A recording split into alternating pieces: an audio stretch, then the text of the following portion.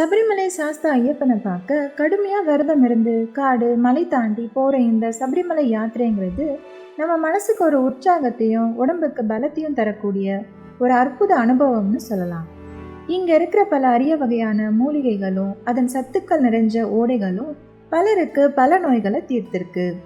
இனிமையான காற்று, இதமான சுவாசம், இதெல்லாம் சபரிமலை யாத்திரையை ஒரு தெய்வீக யாத்திரையா மட்டும் இல்லாம ஒரு மருத்துவ சுற்றுலாவாகவும் இருக்குன்னு சொல்லலாம். சப்த சிரஞ்சீவிகள்ல ஒருவரான பரசுராமரால உருவாக்கப்பட்டதுதான் சபரிமலை ஐயப்பன் கோவில். கேரளா மாநிலத்தின் மேற்கு மலை தொடர்கள்ல இருக்கிற பத்தனம்திட்டா மாவட்டத்துல சபரிமலை ஐயப்பன் கோவில் அமைஞ்சிருக்கு. அடர்ந்த மரங்களும் பல அற்புத மூலிகைகளும், ஓடை, நதி, வனவிலங்குகள், மேல பறக்கிற பறவை, இப்படி இயற்கை எழில் நிறைஞ்ச இடத்துல தான் சபரிமலை பாதை அமைஞ்சிருக்கு. ஐயப்பனை தரிசிக்க உலகத்திலிருந்து பல பக்தர்கள் பல வழிகளில் வந்தாலும் அவங்க சபரிமலைக்கு போறதுக்கு பெரிய பாதை, சிறிய பாதைன்னு இந்த 2 வழிகள் தான் இருக்கு. உடம்புல பலமும் போதுமான நேரமும் இருக்கிறவங்க பெரிய பாதையில பயணத்தை ஆரம்பிப்பாங்க. பெரிய பாதைங்கிறது எடிமேலியில ஆரம்பிச்சு சபரிமலை வரைக்கும் இருக்கிற 48 மைல் தூரத்தை பெருவழி பாதை அப்படின்னு சொல்றாங்க. அதுவே சிறுவழி பாதைங்கிறது பம்பையில ஆரம்பிச்சு சபரிமலை வரைக்கும் இருக்கிற 7 கிலோமீட்டர் தூரத்தை சிறிய பாதைன்னு சொல்றாங்க. இந்த 2 பாதையுடைய பயணமும் எப்படி இருக்கும்னு இந்த வீடியோல பார்க்கலாம். அடர்ந்த காட்டு பகுதியில அழகா அமைஞ்சிருக்கு இந்த பெருவழி பாதை. இந்த பாதையில தான் ஐயப்பன் தன்னுடைய யாத்திரைக்காக போன வழின்னு சொல்லுவாங்க. அது மட்டும் இல்லாம பெருவழி பாதையில போனாதான் ஐயப்பன் யாத்திரை பூர்த்தி ஆகும்னு மூத்த ஐயப்ப பக்தர்கள்லாம் சொல்றாங்க. பல ஆண்டுகளா இந்த பாதை இருக்கிறதுனால சிறிய பாதையில போறது ஐயப்பனை தரிசிக்க வேணும்னா போகலாமே தவிர உண்மையான ஆத்ம திருப்தி கிடைக்கணும்னா பெரிய பாதையில போறது தான் நல்லதுன்னு சொல்றாங்க. இந்த பாதையில பல ஆபத்துக்கள் இருந்தாலும் பெரும்பாலான பக்தர்கள் இந்த பாதையில போறதுக்கு தான் ஆசைப்படுறாங்க. எரிமேலி அடைஞ்சதும் பக்தர்கள் அங்க இருக்கிற தர்மசாஸ்தா கோவிலுக்கு முன்னாடி பேட்டை துள்ளி வணங்கி மலை மேலே ஏற அனுமதி வாங்கிப்பாங்க. அங்கிருந்து ஆரம்பிக்கிற சபரிமலை யாத்திரைங்கிறது பேரூர் தோடு, காலைக்கட்டி, அழுதா நதி, அழுதாமலை, கல்லிடம் குன்று, இஞ்சிப்பாறை கோட்டை, முக்குழி தாவலம், கரிவலந்தோடு, கரிமலை ஏற்றம், கரிமலை இறக்கம், பெரியானை வட்டம், சிறியானை வட்டம் இதெல்லாம் கடந்து பம்பையுடைய அடிவாரத்துக்கு போய் சேரும். காலைக்கட்டியில வெடி வழிபாடு செஞ்சு பக்தர்கள் வணங்குவாங்க. அழுதா நதியில குளிச்சுட்டு கல் எடுத்துப்பாங்க. அப்புறம் அழவைக்கும் அழுதா மழையில செங்குத்தா ஏறுவாங்க. அழுதா நதியில எடுத்த கல்லை கல்லிடம் குன்றுல வீசி வணங்குவாங்க. இஞ்சிப்பாறை கோட்டை, அழுதாமலை இறக்கத்தை தாண்டி வந்தா முக்குழி தாவலத்துல இருக்கிற மாரியம்மனை வழிபடுவாங்க.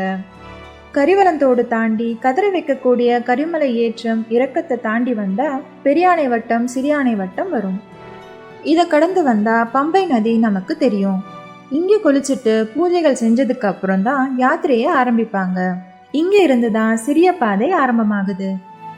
பம்பையில குளிச்சுட்டு பள்ளிக்கட்டுகள் ஏந்தி ஆரம்பிக்கிற இந்த சிறிய வழி பாதையில ஆபத்துக்கள் அதிகம்னாலும் பெருவழி பாதையில போறது தான் நல்லதுன்னு சொன்னாலும் பல மைல் தூரத்தை கடந்து போற அளவுக்கு இப்போ பல பேருக்கும் நேரம் இல்லைன்னு தான் சொல்லணும். அதனால தான் இந்த பம்பையில இருந்து ஆரம்பிக்கிற இந்த சிறிய வழிபாதை போறதுக்கு நிறைய பேர் ஆசைப்படுறாங்க. வயசானவங்களுக்கும் குழந்தைகளுக்கும் இந்த பாதை சுலபமானதுன்னு சொல்லலாம். கன்னிமூல கணபதியை வணங்கிட்டு ஆரம்பிக்கிற இந்த பயணத்துல முதல்ல வர்றது நீலிமலை ஏற்றம். கருங்கல் படிகள் இருந்தாலும் இந்த பயணம் ரொம்ப கஷ்டத்தை கொடுக்கக்கூடியதுன்னு சொல்லலாம். அதனாலதான் பக்தர்கள் இங்க வந்ததும் அவங்க களைப்பை போக்கிக்க சரண கோஷத்தை அதிகம் எழுப்புவாங்க. நீலிமலைக்கு நடுவுல வலதுபுறமா சுப்பிரமணியர் பாதைன்னு ஒன்று இருக்கு. இந்த பாதையில தான் ஐயப்பன் கோவிலுக்கு தேவையான பூஜை பொருட்கள்லாம் கழுதைகள் மூலியமா கொண்டு போனதா சொல்லுவாங்க. ஆனா இப்போ கழுதைகள் குறைஞ்சு போய் டிராக்டர்ல தான் கொண்டு போறாங்க. நீலிமலை பாதையில அப்பாச்சி மேடு, இப்பாச்சி குழி பகுதிகளை கடக்கணும். அப்பாச்சி மேடு வளைவுல மாவால் செஞ்ச உருண்டைகளை விற்பாங்க. அதை வாங்கி மலையில இருந்து கீழே வீசுவாங்க. எதனாலனா அங்க இருக்கிற வன தேவதைகளை திருப்தி செய்யறதுக்காகன்னு சொல்றாங்க. நீலிமலையை கடந்து வந்தா வர்றது சபரி பீடம். இங்கதான் ஐயப்பனை ஆராதித்த அன்னை சபரி இருந்ததா சொல்லப்படுது. அவரோட நினைவா இங்க பீடம் அமைக்கப்பட்டிருக்கு. சபரி பீடத்தை தாண்டினதும் 2 பாதைகள் பிரியும். அதுல ஒண்ணு யானை பாதைன்னு, இன்னொன்னு சரங்குத்தி பாதைன்னு சொல்லுவாங்க.